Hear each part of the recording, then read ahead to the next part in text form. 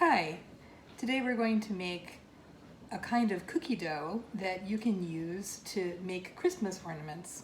The reason why this cookie dough keeps so very well is because it's not tasty. I do not advise that you eat it. It's pretty nasty. It would not hurt you, but it is definitely not yummy.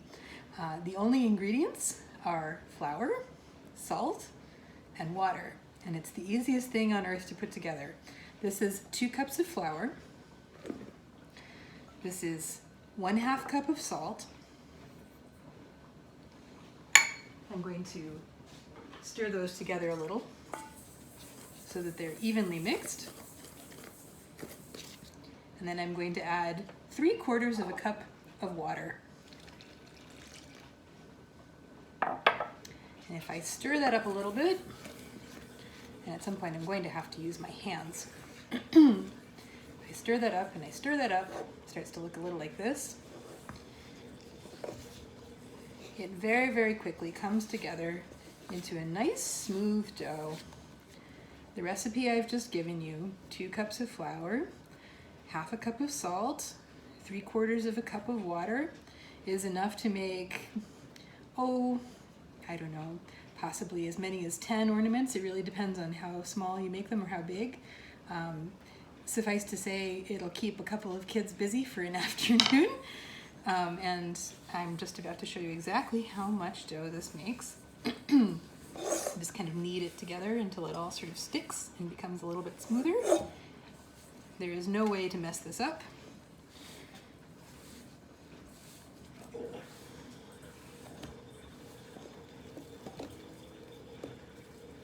And it should have about the consistency of a kind of Play-Doh, which is basically what this is. This is a salt dough that you can use to make pretty much anything. In your kit, I've put a little 5-ounce ball. This is 4 times that. So a 5-ounce ball is just about like this. This is about what it is that you have in your kit. And you can make any number of things. This kind of dough will roll into balls. It will turn into rods. It can be thinner than that. It can turn into long, spindly pieces. It can turn into hair. If you have Play-Doh tools, or if you have any other kind of kitchen implements that you could use to make interesting extruded shapes, it would work quite well. And you can construct any number of things. It's extremely soft, it's extremely pliable, and you can put it together in a number of different ways. You want to make sure that you are not making anything which is too thick. We're going to bake them exactly like cookies.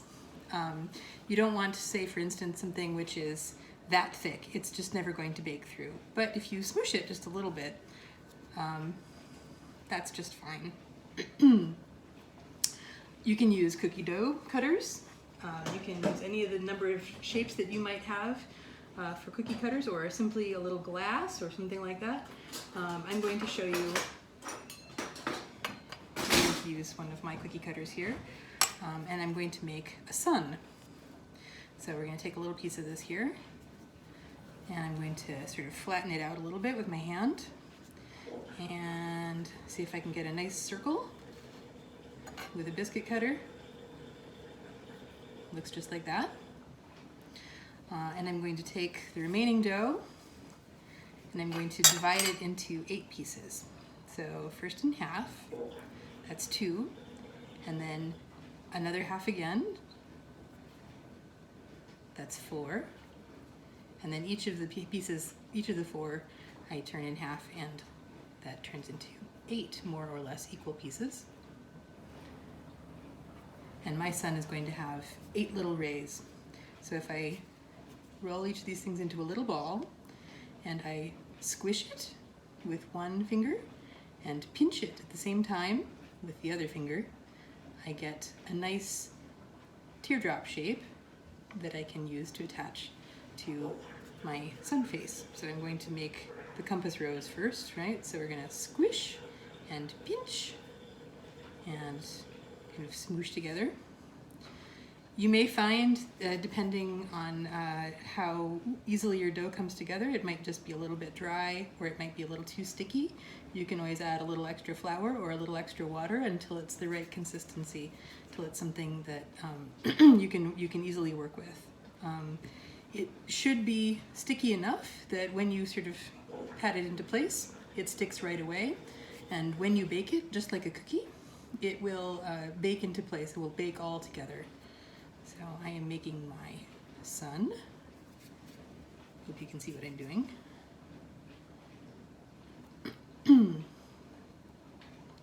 It's important to remember when you're making an ornament that this will bake in an oven. It will brown just like a cookie or like a biscuit. So the pieces that are thinnest will actually turn rather brown. It's a good idea to keep an eye on it so that you don't overbake your pieces. There we go. That's a little sun. And you can use any number of little implements to give yourself a face. I'm going to use some toothpicks, and I'm going to use the toothpick to give it some eyes. One eye, two eyes, and of course we want eyebrows, because what kind of sun doesn't have eyebrows? And you want a nose and a mouth.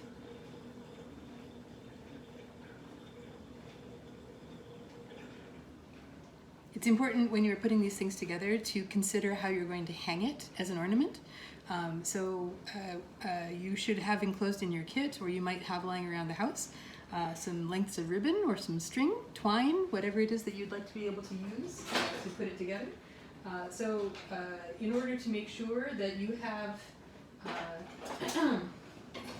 something to string it with, you're going to want a hole somewhere in your ornament.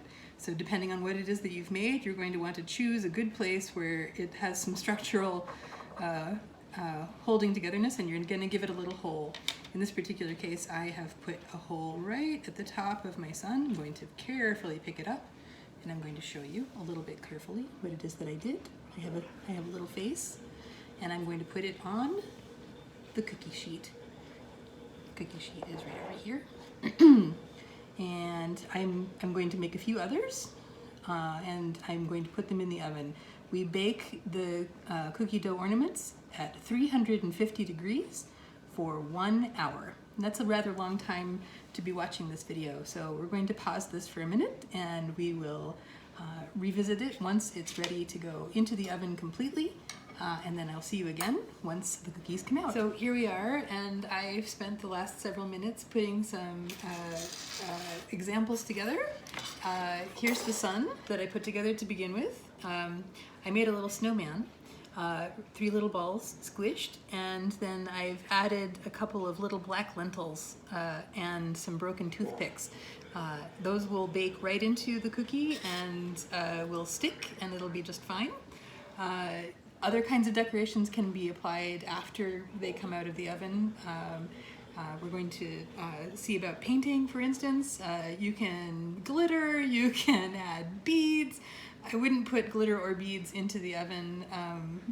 I think that probably the plastic would melt, but you can experiment with things that would work for you. Paper would probably work out just fine. Cardboard, little sticks, they would come through the oven with no problems. I also cut out a couple of shapes using cookie cutters. I happen to have a leaf-shaped cookie cutter, which pleases me greatly, and one which is a star shape.